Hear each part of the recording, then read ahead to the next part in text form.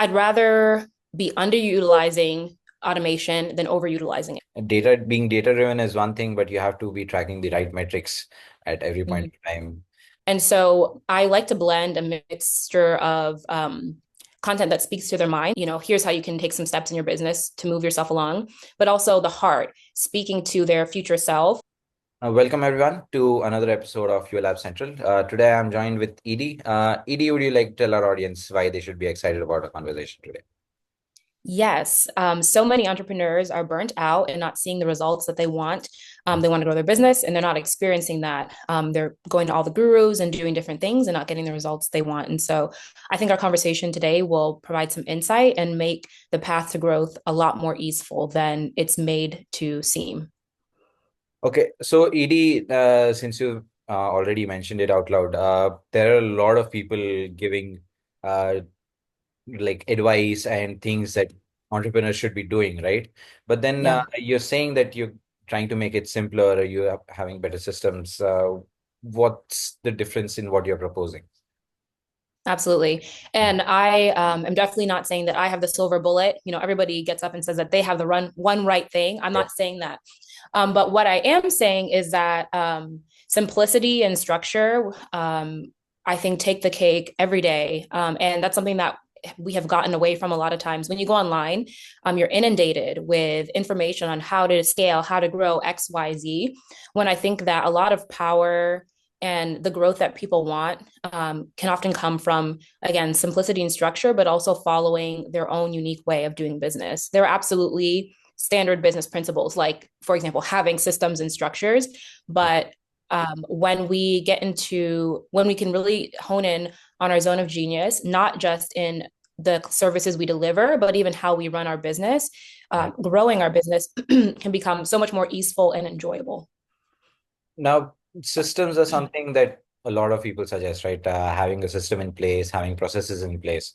Okay. I mean, I guess that those are the basic building blocks when you're scaling a team, and you have to have that. Now, what's the starting system that you want to begin with? Okay. And somebody's just come to you and you say, what kind of system should I first build? Absolutely. And so I'll say two things. One aspect of system building is, I believe, using intuitive systems. So not building a system just because somebody said it should be this way or somebody else's business, that's how it's built, and you're going to mimic that. It's really important to create something that you will actually use more than what is the status quo or what is industry standard. But the first actual system, regardless of how it looks, I recommend the first system to be a second brain. This term was coined by Tiago Forte. But the concept of the second brain is simply a repository other than your brain where you store your tasks, your notes, all elements, all the like data elements of the business. And so you're in doing this, you're offloading mental load, you're gaining mental space to be the visionary that you went into business to be. And so, very tactically speaking, a second brain is something as simple as organized Apple reminders and notes, where you're putting in your recurring tasks and your to dos for your clients, et cetera, to something as advanced as a built out project management platform like Jira or Asana or anything like that. But that's the first system I would say people should build. And I would say use a software that actually works for you and create a system that actually works for you and can grow with you, not just what, again, your business coach or the guru is telling you to do. Can you share some anecdote that you just recently worked with someone or something of that sort? Because I mean, a second brain does sound intuitive as to trying to offload everything into a particular system itself. But then how did you do it with somebody? Yeah, absolutely. So, what this process looks like, and what I've walked people through many times, and I walk myself through, it's good to go back through this and refine your process, is Yeah. first starting by gathering all the pieces of um, tasks, notes, data, so to speak, from all the four corners of your universe. So, this is sticky notes, this is Apple notes that are not organized, to do reminders in your calendar. Maybe you've started using some other softwares, or you have maybe your Cell CRM has some tasks in them, but it's not connected to your uh, other tech stack, or like pretty much just pulling everything in one place and looking across the board. Okay, what are my tasks? What is my documentation? Putting it in one place and looking at it all. And then at that point, we then begin looking at the key processes in your business. And so I like to think of it like a tree. And so the main trunk for most people is the client journey. And so from the first time somebody gets to know you or learns about you to offboarding, mapping out this process and seeing what steps you take every step of the way and making sure that you have tasks, whether they're recurring or they're templates inside of your software to support every step of the way. And doing this, you capture a lot of that data. You pull in, your the notes, like I've mentioned. You make sure you fit in the right place.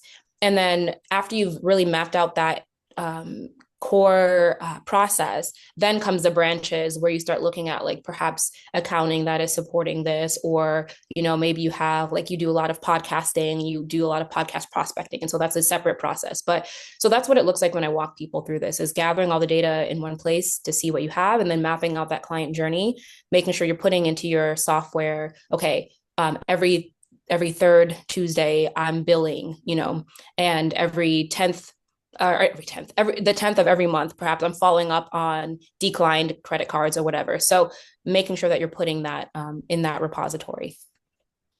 Um, since you talked about recurring tasks, right? What's your view on automation? I'm guessing everybody has a positive view on automation, but then what's your story been with automation ever? Yeah. Yeah. I love automation, and I so my prevailing thought and my guiding star is simplicity, Mhm. and to be underutilizing automation than overutilizing it. And so when I interact with people, uh, I work with a lot of early stage businesses and then helping them scale. And the temptation can be to jump right into automating and offloading things when we haven't even run the manual process for long enough to understand where the inefficiencies are. You know what I'm saying? So, what I love automation, but I like to take a very measured approach to it and make sure that whatever we're automating, we've actually manually done before we've started automating it. Yeah, but in my own business, I use a little bit of automation, but not as much as somebody would think with my love of systems and structure. Yeah, I mean, that's very important that you pointed out, because we need to first understand what the process is. Only then you can go on to write down the steps, and then you can tell a system that, yeah, this is the steps that you have to automate and you have to do repeatedly. Otherwise, you'll just be doing stuff and you won't even Mhm. understand where the problem is. You could have been doing that while you were doing it yourself, and then you were making the machine do it even better, I guess, the same mistake. So you'll probably Yeah, do it worse. right. Uh, Now, I think you mentioned something about sacred systems that are for you. Can you tell me something more about that? It's something Yeah. I'm hearing about. So yeah. Sure, absolutely. So my approach to systems and processes is, as you may have gathered from this conversation, is not rigid or prescriptive. And so when I talk about sacred systems, I just talk about systems that honor the whole being holistically. What that looks like is creating strategy, creating solutions that honor my client's own intuition and their own sense. And so one example is I think it really matters how you feel going into a software. Um, Okay. the UI, it might, some people might say it's the UI, maybe the load speed, but I'm sure we all have software that we've gone into and we're like, oh my goodness, like it looks like it's from the 90s. It's Yeah. clunky, it does what it needs to do, and it feels like the best software for the job, but you have like a revulsion going into it. And for people that I work with who are often creative, they already have a pretty strong aversion to systems and technology and structure. And so when we add on top of that this feeling of discomfort getting into the software, we end up creating systems that they won't even use, right? So with a sacred system kind of approach, part of the technology build out, the system build out is not just, okay, what on paper meets the needs, but like, how do you feel when you go into this? Like, are you able to embody your most efficient and aligned self as a CEO and of a startup? How uh, do you feel empowered and excited to let clients look in their client portal. This matters because when we have these doubts and these hangups about our technology, we don't want people to see it. We don't want to get into it. And it can often lead to some mindset issues where we're actually doing a little bit of sabotaging because we know the more clients we get, the more we're going to have to be in the software, or the more clients we get, the more support tickets we're going to have because the client portal doesn't work well. So these kind of things that can get lost when it's just data driven and on paper comes into play when we talk about sacred structures. So again, like the holistic approach to systems. Yeah, I guess you're right. I mean, being data driven is one thing, but you have to be tracking the right metrics at every point Mm-hmm. in time. Talking about people, I just wanted to ask, how do you usually reach out to clients, or you have on social media, or be it through one-on-one chats, seminars, things like that? What's your go-to Yeah. method for doing that? Mm-hmm. For a while, I was pretty much exclusively on Instagram. Okay. And I, for a little bit of time, even niched in helping people with social media, Okay. specifically within my offer suite. But since then, this is a bit of a transition period for me. But right now, I am just nurturing my existing audience through email, twice a week, emails, Okay. blogs, one-on-one outreach, networking. I got kicked out for LinkedIn, not because of any crazy behavior, but I changed my last name and didn't have my ID. But I should be having that soon. So LinkedIn is also feeling like a place where I'll be doing more content marketing. I've just found really great success for me in more of that content marketing and warm outreach through collaborations and shared audiences and that kind of thing. Uh, Email marketing is, I think, one of the go-to methods for a lot of people. I mean, especially when you're doing in the service business, people send a lot of e notes and what do you call them? Newsletters, sorry. Yeah. Just English fails me sometimes. But yeah, newsletters. How's your experience been with newsletters? Do you get a lot of questions, or is it like you just send them out and you would never hear a word of? Yeah, I get a really good engagement rate. My average open rate right now is I think a little less than 60%. And I've had some emails as high as 72%. But that's also because I have really curated what I talk about. It's for a very specific person. And I do hear back from people. I just had a pre-client call yesterday with somebody who Okay. clicked through an email and she said like it just resonated so deeply with me, which is I mean always a joy to hear. So yeah, newsletters, email marketing works really well for me for the time being. Yeah. Now, since we are talking about email marketing, I don't know, there's a system, there's an art to it. Even the subject has to be such that the person is Right. compelled to actually click on that email, right? Now, are you repurposing your content, or what you write in the email is unique and different from what you've been writing, and you just, I don't know, if you want to share what you talk about Yeah. in email. Like what? Yeah, absolutely. So right now, the extent of so I just I blog and then I send an email with a blog in it, and they have the option to go straight to the blog.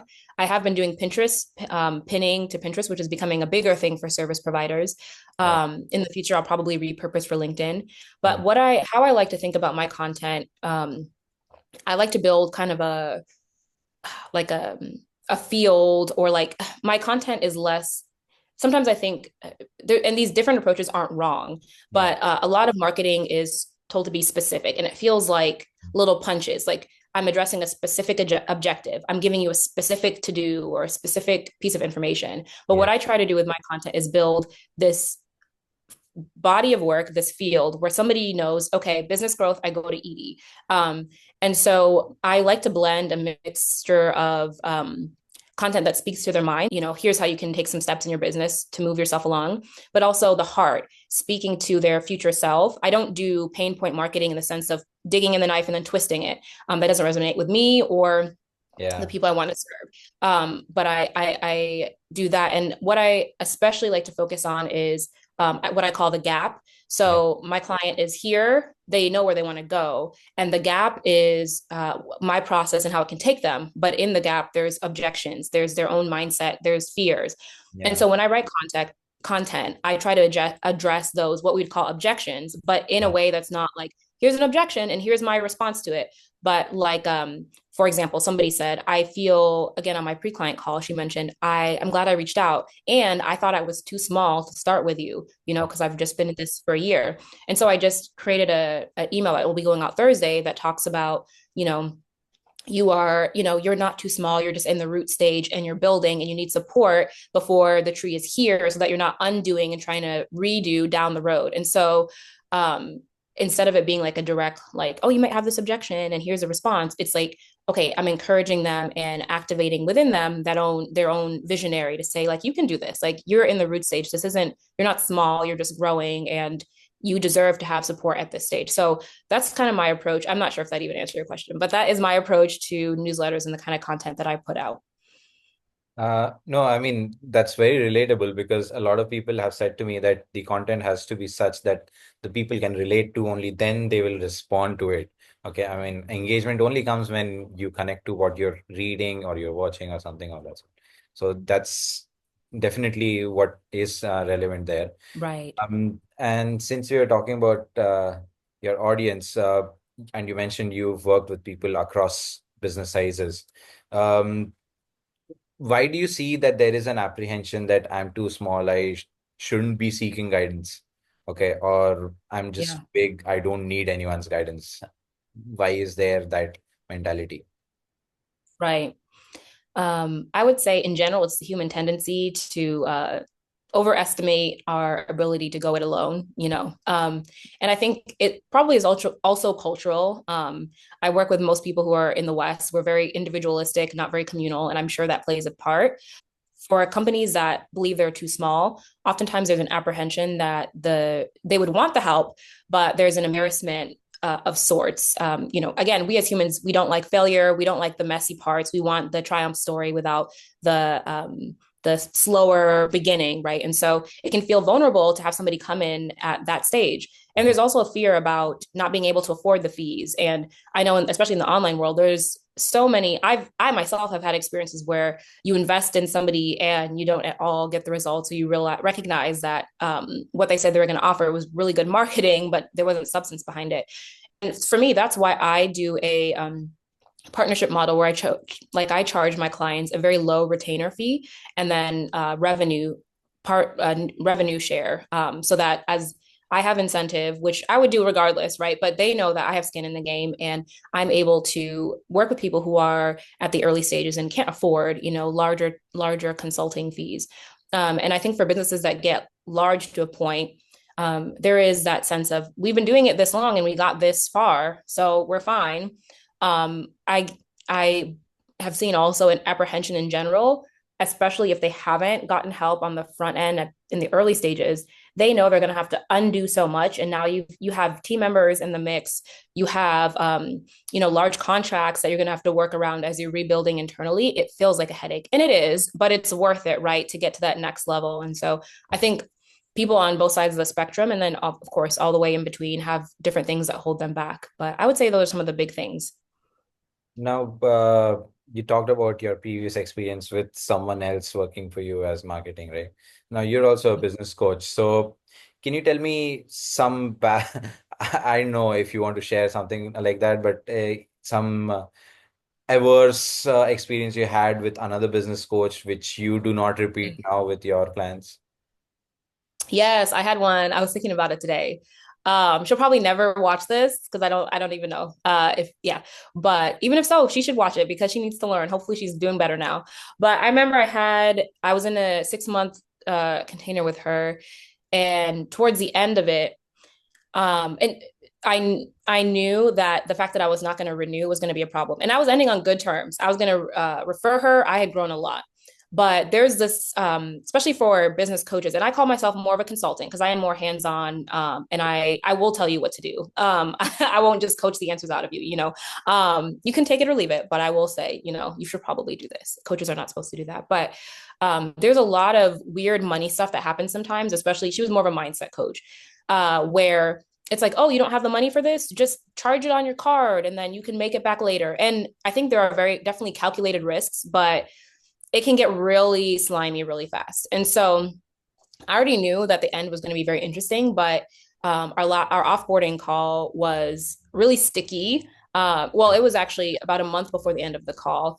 And I was very clear, like I am grateful for the work. I feel like I got what I needed. I'm gonna refer you. And we just spent 45 minutes of her trying to convince me and in some ways weaponizing some of the things that I had shared in our container to try and convince me to stay. And I lost so much respect, all respect for her as a coach, and obviously would never refer to anybody to her. And so I knew that I would always be very clean in my energy around offboarding. Of course, that doesn't mean that as somebody's consultant and coach, I won't just ask questions and want to dig in and just understand, but trust that they're making the best decision. And that also comes with an abundance mindset, right? Like I take on a very, very, very small number of clients. And so I don't need 100,000 people. So if one person is ready to go, that means that there's another person who can be served. So I'm really glad I had that lesson. It was really jarring and really disheartening, but I'm glad I had it so that I have an embodied sense of what it feels like to be on that end and to never, ever do that to anybody.